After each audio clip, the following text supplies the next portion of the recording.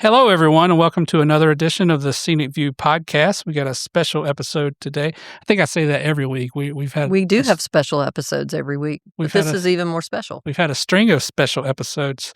That was Artis Watkins, by the way, Executive Director of Scenic. I'm Jonathan Owens, the Communications Director. We have Sammy Klein in here producing the podcast. We are at the Department of Adult Correction headquarters this week to speak with the Secretary of DAC, Leslie Cooley Dismukes. She's gracious enough to give us some time, so let's jump right into grilling her with questions.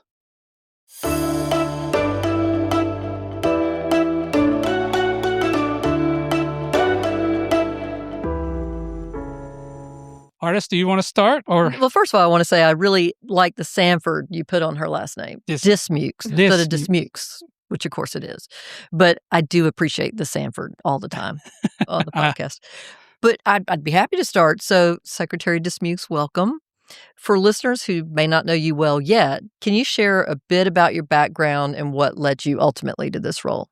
Sure. So I'm a lawyer by trade, or I guess by training, not by trade anymore, by training. And I started my career at the Mecklenburg County District Attorney's Office as a prosecutor, spent several years there before going to the U.S. Attorney's Office here in Raleigh and was a federal prosecutor and the criminal chief there. And then went to work at NCDOJ for Attorney General Stein, then Attorney General Stein, as the criminal bureau chief over at DOJ, and broadened my area of practice there. The special prosecutors reported to me, but I also did other things like appellate work, Medicaid investigations, and notably, as it relates to this job, the public safety section over there reported to me, which does all of the legal work for our department here and for DPS. So this is old hat in a way, but a totally new adventure in another. That's right. I give it a new spin on some previously understood issues. Awesome. So maybe beyond your job, just tell us a little bit about where you come from and your background in general. Sure. So we are sitting in my conference room, and I will direct you to my, which the listeners can't see, but my bookshelves here are covered with my University of North Carolina. So beautiful. It is a beautiful room. Beautiful room. Yeah. Wasn't beautiful last night that we lost last night. Well, it's because I wasn't able to watch. So when I tune in, I watched the Duke game, so that was important. Yeah. But I actually grew up on the Eastern Shore of Maryland, where my father was a small business owner there, and he had moved back after going to Carolina to take over the company from my grandfather. And so he met my mom here in North Carolina. They moved back. I grew up in Maryland, but always knew I would go to Carolina, came down to Carolina and never left. And so most of my family is still here in North Carolina. We actually own a farm outside of Wilson. My grandmother still lives on. Yeah. Aww. And so even though I grew up in Maryland, I still consider myself a Carolina girl. My wife is from Wilson. There you go, Wilson. You got it. You got it. That's right. So when you accepted this position, what were some of the challenges maybe you thought you were going to see, and then what have you encountered since being on the job? Sure. So, supervising the legal work for a department, you get a pretty good view into what some of the challenges the agency faces. And so I don't think that anything I have encountered in the past year has really been a surprise. I knew that staffing would be a huge issue for us, and it has continued to be the number one challenge that we face as an agency. Mm-hmm. And we've been talking about that a lot, for the last 10 years. Right? It's been a terrible issue for that long across state government. But honestly, obviously, your employees face some of the greatest danger in all the state government. And to that point, at a recent Joint Legislative Oversight Committee meeting, you told lawmakers, quote, "Our staffing situation is dire and it's dangerous. Dangerous to my staff, dangerous to the people in my custody, and dangerous to the people of North Carolina." So where is the overall vacancy rate in our prisons today, and is it improving? So slightly, which is the good news, right? So we, as an agency, were in January of 25 when I came in, we were at just a little bit over 24% vacancy rate, and now we're just a little bit over 23%. So we've made less than a percent increase in staffing in the past year. So we're trending in the right direction.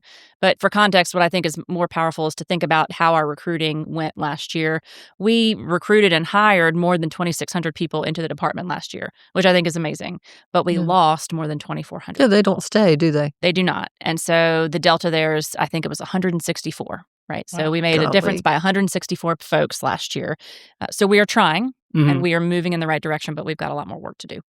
Obviously, we've talked a lot about why they're not staying, but let's hear it from you, from the head honcho here. Like, what are the reasons people aren't staying? I think there are a couple of them, and the first has to do with money, right? I mean, money is not everything at any agency, but it certainly helps make some of the other things that people have to endure easier when they are adequately compensated for the hard work that they're doing. And we are just not doing that. We are not able to. We do not have the money in our budget to pay people what they deserve to be paid and have not received raises in quite some time. And so we are unable statutorily to give our correctional officers in particular the raises that they need. And so money obviously is going to help us improve recruitment because, let's be honest, when we're looking for new jobs, we want to know what we pay. And I think that our pool of applicants these days want to know the hourly rate, which is not great when you tell them it's roughly $18 an hour. And then the staff that have been here for some time want to be compensated for that, but also want to see a forward trajectory in being able to continue to be compensated and continue to be paid for their years of service. So we need money desperately. Yeah, it always amazed me over the years whenever legislators have asked me, hey, other than money, what would make your folks happy? And I'm like, I don't know. Other than money, what would make the power company happy or the Food Lion? Really, nothing other than the money. They want, so, you got to have it. They do. But I do think there are other things that we can do. Sure. I mean, I think, money might make them come, but culture might make them stay.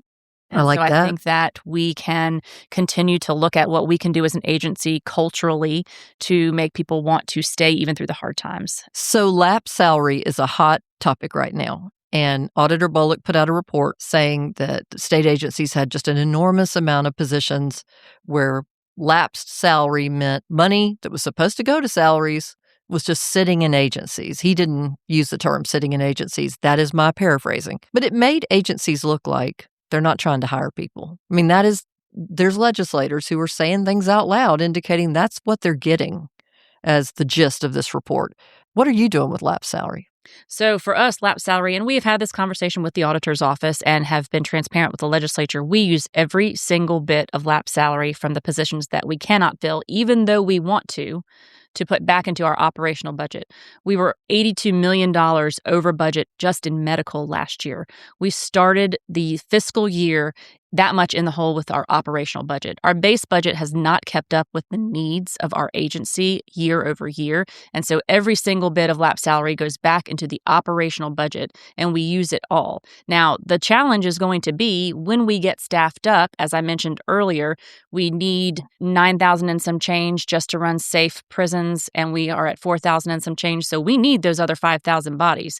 When we get even half that many, we are going to then not have that additional lapse to put back into our operational budget to keep the lights on, to pay for food. Okay, wait a minute. So just today in the Government Efficiency Committee on the House side, legislators were saying, look, if they don't have enough money to meet their bills, they need to let us know. Have y'all not let the General Assembly know you need more just to operate? Yes, we have had these discussions. And I think that looking at my testimony in JPS Oversight a couple of weeks ago also will show that. I talked about how much money we were in the hole at the beginning of this fiscal year and the fact that we are using every single bit of our lapse to cover our operational budget. We have let them know what we need and in what areas we need it.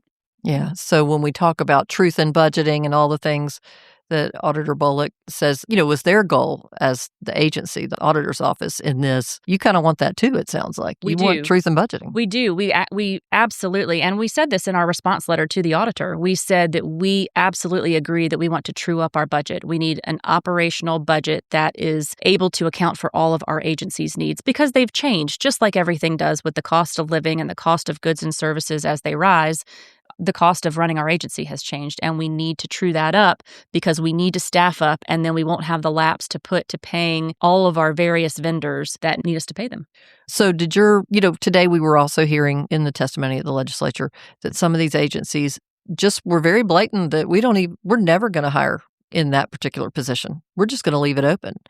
Did you do that with any positions, or did you abolish any positions? So we're in a bit of a different position than many agencies in that we have continuous postings for many of our most critical because we can always use more COs, PPOs, that kind of thing, nurses.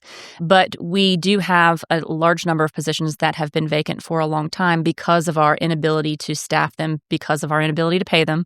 And so we have recently abolished a number of positions, roughly 1,500 here in our agency.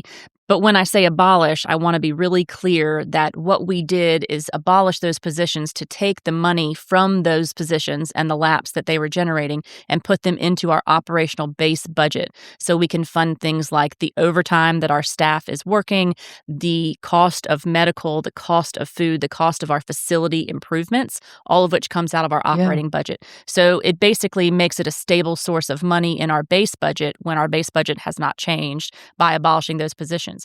To be clear, we left thousands of positions vacant because we need to fill those and we want to fill those and hope that when we get these raises, we can fill those. So we still have the positions that are vacant that need to be filled when we can get the money to fill them. I think there's just tremendous confusion by a lot of members of the legislature over this because I get it. I've talked to enough agency heads at this point. It's pretty clear. Y'all are having to get rid of things you need because you're not being given what you need. And then people are pointing at you and saying, see, you didn't need that. And we have been very transparent.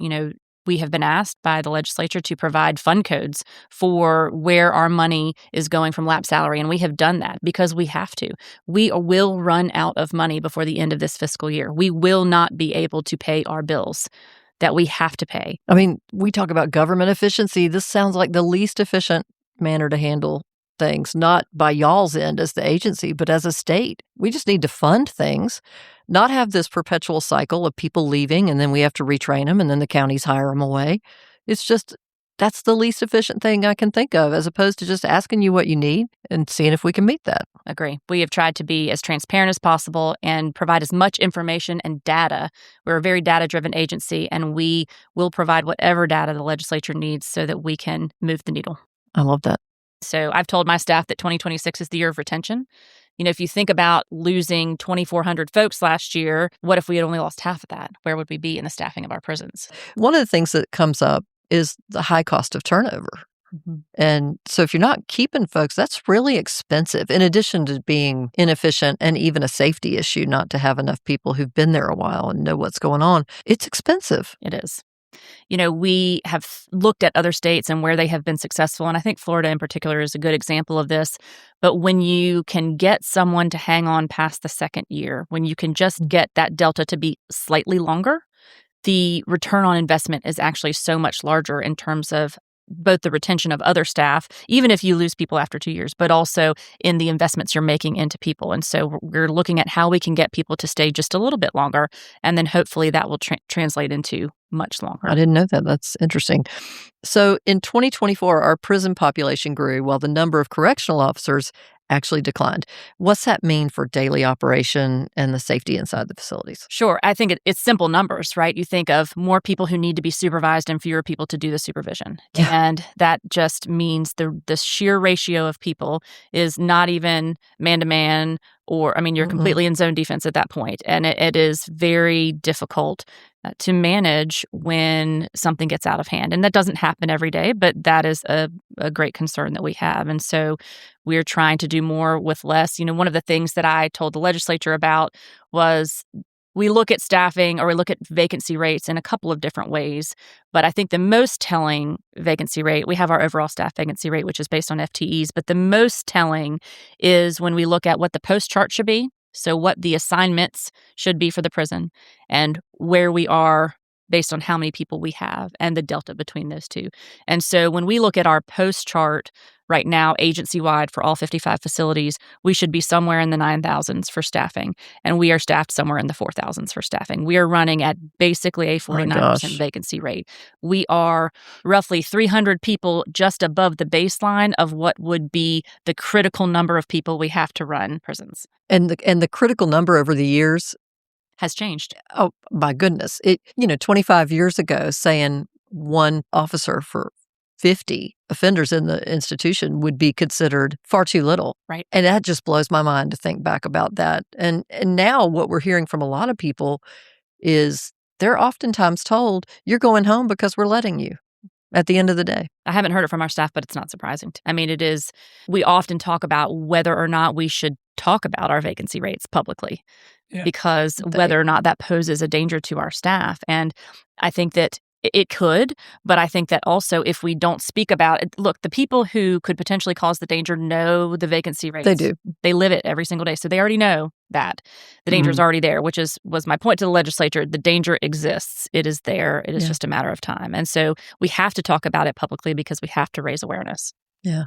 So let's go back to, getting someone in the door. The starting salary for correctional officers is $37,600 a year. And the average throughout the South is $45,000 and the national average is $52,000. Do you think we'll ever be at that level? And what do we do to make that happen?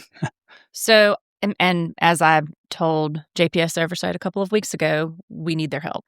Yeah. That's what we need. We need help from the legislature to recognize the value of the work that our folks do and what we provide to public safety in North Carolina. And I think we can get there. I really do. If you look at the governor's proposed budget from this year, from this cycle, the Senate's and the House, all of them included raises for correctional officers, probation parole officers, and then also included the compression raises for our senior staff on top of that. So I think there was an acknowledgement, even though we didn't get a budget, there was an acknowledgement of the need in the budgets that were proposed. And my sincere hope is that when we can get a budget, that acknowledgement will remain. And frankly, because of the way we have been able to raise attention to the issue and to what the need is, I hope that it will be more in the ultimate budget than what we saw last time. Yeah, it's a struggle every year, but it's especially frustrating with DAC because legislators across the board will tell you, these are some of our best law enforcement, which number one, they aren't counted as law enforcement in every way, but they seem to get it, but we don't get that number moved enough for y'all to be able to compete. What really struck me, though, is the inability to compete even in-state. Right. I mean, and we looked at the comparison of our agency to every other detention facility, so all of the sheriffs, and we really aren't competitive with them either in almost all cases. We have got to make significant strides so that we are at least competitive with the local sheriff's offices and their detention staff for our staff, or we are never going to get past this threshold. So they just let you train them. I would. If I ran a detention facility for a local government, I would let you train them and then poach them. And then, because I would be doing my job for my local government, but it's got to be wildly frustrating. So you said beyond salaries, there are some things that could make a difference. And what do you think beyond salaries, what kind of critical needs do you have in terms of equipment, body cameras, any other facility repairs or renovations? What needs to happen so that your agency has enough money to do the job? Sure. So I think it really, in my mind, our critical needs fall into three big buckets: our safety, our medical, and then our facilities. And those are things that we have been working on, things that we have made requests for additional funding for. When it comes to safety, up until now, our probation and parole officers have not had body cams. That has become in law enforcement the standard of care, if you will, right? You have to have body cams for safety, period, full stop. But for us, it also allows us to utilize that to improve the staff experience. The transcription features on the body cams will allow us ultimately to make case management easier for our folks so that they can spend more time with the people that they're supervising. It will make their jobs easier and better because they have these body cams. So we have paid for the body cams, and they are coming. They will be online by the end of March, fully deployed to all of our probation parole officers and all of our high-risk prison transport folks. And that, to me, is just a critical need that we have funded the first part of, but are going to need help for the rest of that package as the years progress and as we maintain the body cams moving forward. But other safety issues too, including the cameras and drone detection, things that help us reduce contraband in facilities. We have done a really good job in the past year of reducing overdose deaths in our prison. Our staff is really responsive when we have an offender who has an episode, but we also have had a lot of staff exposures in that time. And so reducing the contraband into our facilities improves the safety, but we need help with funding for things like drone detection and our mail scanning. That's crazy to me, all the creative ways people get things over the fences. Yes. It's just and wild. Drones are a real thing. They are here to stay. So we have got to have drone detection. And I think that the FAA has recognized that. The federal government has recognized that. And we as a state are moving in that direction. But we need funding. So, safety is critically important to our staff. And then medical is an area where our population is aging. In the past 10 years, we have had a 300% increase in the number of people in our custody over 70 years old. And what that requires then is being able to pay for all of those medications that these folks are on, some of which even a single dose is very, very expensive. So increased pharmaceutical costs, but also because we are unable to recruit and retain our nursing staff and our provider staff, we have a large number of outside medical trips that we are paying for. And so our medical costs, as they are throughout the country and not just in corrections, have skyrocketed. Yeah. So we need help there. And then with our facilities, our newest prison is 20 years old. Right. And so our deferred maintenance is $1.4 billion to fix what is ailing at each of our facilities. And being able to do that improves staff experience because you don't want to go to work somewhere where the paint is peeling or where you don't have adequate facilities to do the things that you need to do. You want to Do we finally have air conditioning everywhere? Not quite. Yeah. We're projected to be finished in 2027, but we are very close. We are at 80-something%, which is a huge on our improvement. website. Yeah. So it's huge improvement. So, facilities are in dire need of additional money to just repair basic things, but also to move into the future in the spaces that we utilize for staff and for the folks in our custody so that we can better discharge our mission. And we need money to help complete that project, whether it's actually fixing the problems or completing our facility condition assessment that we started back in 2023. Does it make sense to look at maybe building a large new prison rather than the small little? So I think that correctional experts everywhere disagree Okay. on what is the best footprint, right? And I think that you have just to look at the 50 states to know that there's really no one theory. But what I will say is increasing our ability to handle in-house medical and expanding our ability to have either regional infirmaries or additional prison medical facilities across the state will be absolutely critical to moving forward so that we can handle these things in-house. And so we do need to very much consider whether we build new or whether we buy a hospital and renovate. But of course, all of that takes money. Yeah. And I mean, I know there's consternation anytime we talk about building a new facility like the Dean Dome or something like that. But I have thoughts on that too. Okay. We want to know those later. But if you think about it, like you're right. Someone wouldn't want to go to work in a place without air conditioning that's run down. And if you had a new, nice facility, it'd probably be pretty easy to But over attract my them. career, we have shut down prisons like it's our job.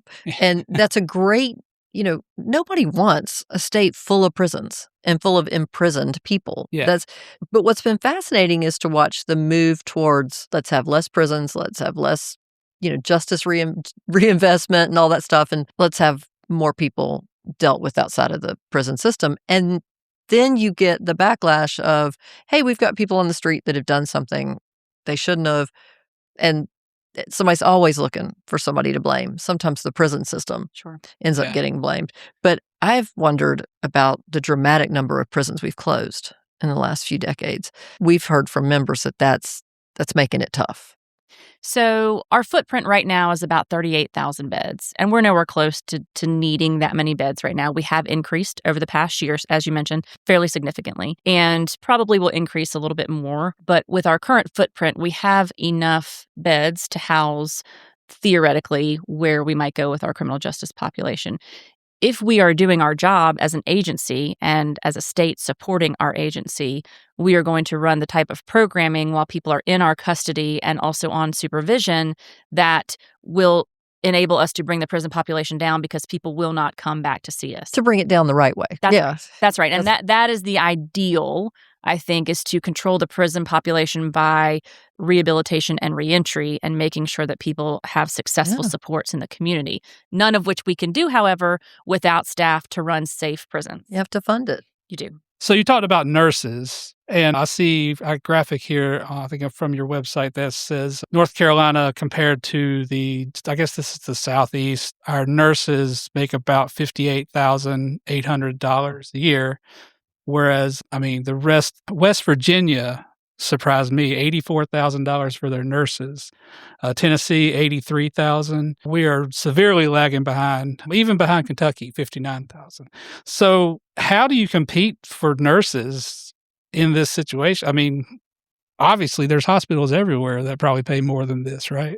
Short answer is we don't compete. Yeah. That's the problem. That is why our nurse vacancy rate is so huge. And we've tried to tackle the problem by bringing on some nurses through temporary solutions. But of course, those are non-benefit positions, right? Right. And then a great number of our nurses have been brought on through contract companies. And with the contract companies, we are paying a third of that cost in overhead just to bring on the contract nurses. We've talked to some contract nurses and said, what could we do to get you to come on board in our agency as staff and as opposed to a contractor? And it's largely the pay differential. The contract companies are able to pay more than we are able to pay. The nurses that stay with us because they believe in the mission. Yeah. And we are grateful for that. But we need to be able to pay them more so that we are competitive. DHHS is facing the same thing, right? Yeah. We are, as a state, non-competitive in the nursing arena, and that is the problem that we need to fix across the board.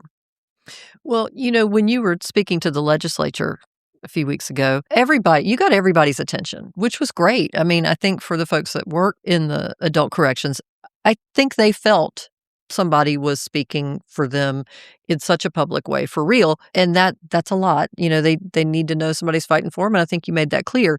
But you also got the attention of the legislature on some very specific things. One of them was fire safety. Why do you think that one got so much attention?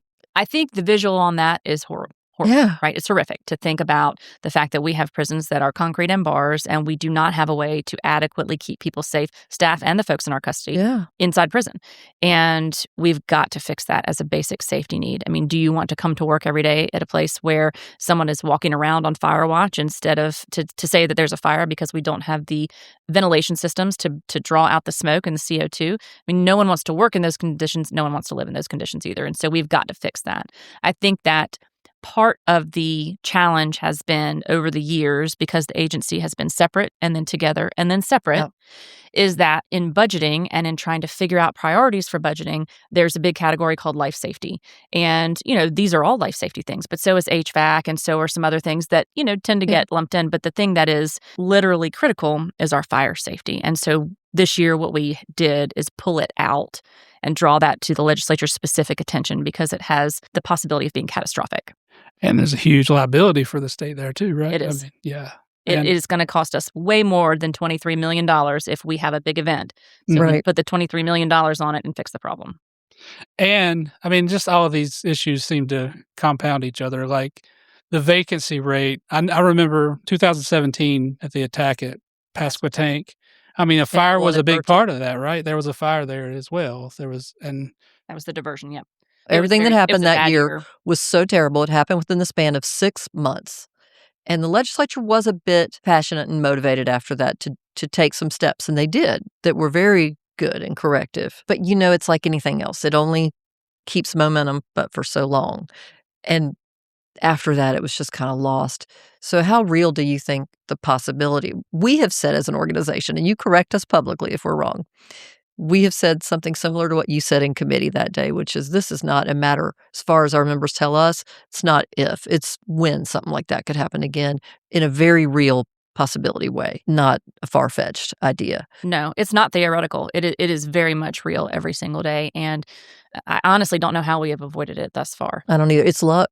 It is. And I hope that it continues until we can get it fixed. But it is very challenging to think about every single day. We look at our numbers. So interestingly, our suicides and our homicides and our accidental deaths, which includes our overdoses, were down last calendar year, which is good, which means that we're doing something right inside the facilities to cause those to go down. But you look at our assaults, and 2020 was a high, so we start in 23. We're down from 2020, but we are up from 23 in every category of assaultive behavior. Assaults on staff, offender-on-offender assaults, we are up, which is the same as it's a national trend, but is not surprising given our staffing levels. And so as those numbers continue to rise, we are going to continue to see bad things happen. And so we have got to get out ahead of it. Well, your department is not only prisons. You also have, community supervision department. We have lots of members who are in that department. What are some of the challenges they face? So, our probation parole officers are often out doing supervision visits to people's homes and are out in the community, and they're not just in the office meeting with people.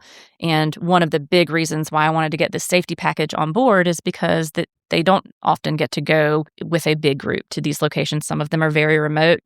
Post-Helene, I went out and visited some of our Western offices, and those guys in some cases had to get on ATVs to get out to their supervisees, right? And so it is a challenging job that we have to make sure that they are supported and they are kept safe. And so bringing on the safety package was huge.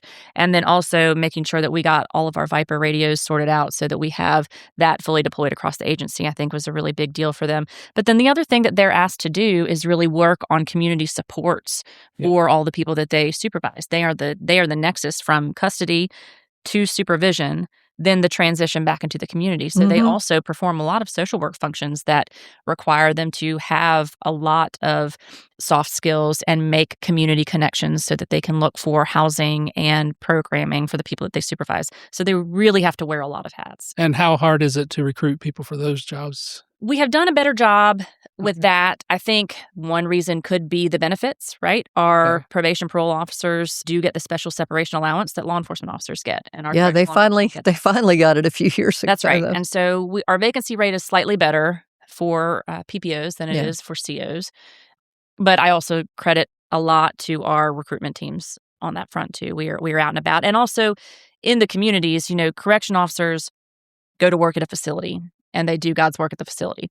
But PPOs are out in the community. And so the visibility in the community, I think, helps with that. And so we are trying to do a better job of raising awareness about what the folks do in our facilities so that we can draw people to that job and those roles, because there are so many different roles inside our facilities. And it seems like a lot, you were talking about nurses who stay earlier being just kind of committed to the cause. And I think that's how it has struck me with some of our members who are PPO, that they're dedicated to serving their community in that way. And so they're hanging out, staying in the job, upset, and want to see things be better, but it's hard for them to drag themselves away from this job that means so much to them to serve their community. So I'm not sure what the answer is with them either. I know that some of the folks felt like the further up you go on the rung, sometimes of the ladder, there used to be a disincentive because you wouldn't get certain bonuses or things like you that. can't work overtime once you have a certain level of supervision. That's right. And so I think that y'all have made progress, it seems like, on some of those fronts. We have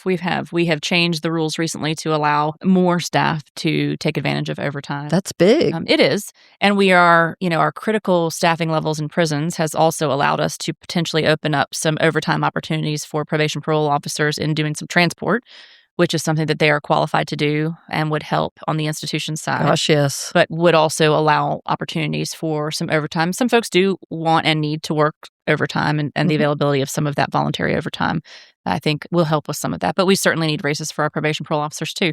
And that also was in all three budgets last year, and we hope it will remain. And when we do get a budget in 27, I am hopeful. Oh, we're going to get one in 27. That's right. 27.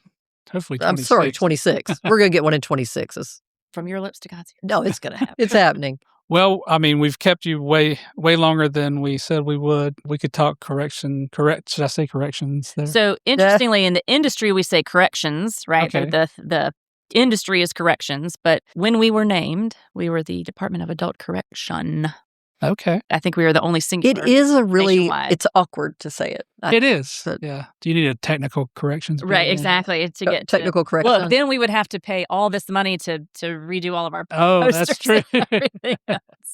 So we thank you very much for being willing to do this podcast, but really we thank you for the passionate way you've been speaking. I mean, you've been speaking out the whole time, but I know that you got a lot more media attention after that passionate speech at the legislature, and I hope that'll help. I hope it will too. That was the design. I mean, perhaps I was a bit transparent in my desire to make sure that everyone understands what we need.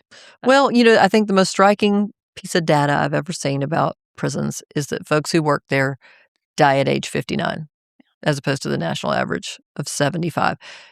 To me, that's kind of an end of story, like as to why these positions particularly are so very difficult to fill because of the emotional, physical, mental toll they take on a person. So I think the passion was appropriate, and we really thank you. Sure thing. I hope that it will work. We're not going to let you escape without giving you the question of the week. John's wacky weird question of the week.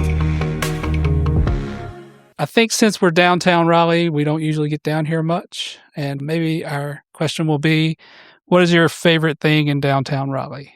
You want to go first? No, go. You go. Okay. You go. Well, I'm going to take a cop out, I guess, and say the dinosaur in the History Museum. The acro. Yeah. Yeah. I took my son there about 12 years ago, and it was like the highlight of his life to see that dinosaur. It's an awesome dinosaur. I always thought it was funny that it overlooks the legislature, too. Like it's looking right at the legislature. So what about you?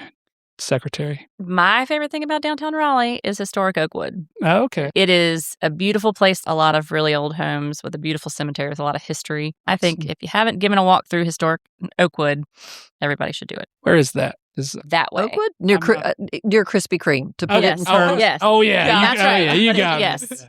What about you, Artis? I bet it's Broughton High School, right? No. Well, that's not really downtown. Okay. It's close. But yeah, Broughton High School is pretty amazing. Thanks for the plug for Broughton High School. It's memories with my kids. So it's either the big globe that gets them excited outside the Museum of Natural Science when they would go there, or just the Museum of History, which is not open right now because it's being renovated still. Oh, I didn't know that. Oh, it's been Okay. in renovation for over a year, I think. But They have a Dale Earnhardt car right in the... they have a really cool statue of Fred A. Olds outside, who there's an elementary school near here named Oh, for. nice. Yeah. Guess what else they have at that history museum? Lots of NASCAR, you're right. And Owens Pottery. No way. Yeah. John's family's pottery. Yeah, so we make... Nice. Family makes pottery, and we have some in the history museum. You haven't plugged your family's pottery I know, it's in been months. Like 3 or 4 months, right? I bet they're upset. You were worried. There it is. What about you, Sammy? Well, I was going to say my Pilates studio right down the street, but I got to go with Red Hat. I love my concerts, so Oh, I go over to nice. Red Hat a lot. Yeah. I used to go to the Lincoln Theater Yeah. for concerts. Is it still there? I don't know. It was last time I drove by. See, I'm lame and old now. I don't... No. Yes. Well, it has been many years since I have gone It's to the still Lincoln. there. Okay. But- Good. Yes. Good shows there. Good shows, yeah. Well, great. Thanks for joining us, and have a good week.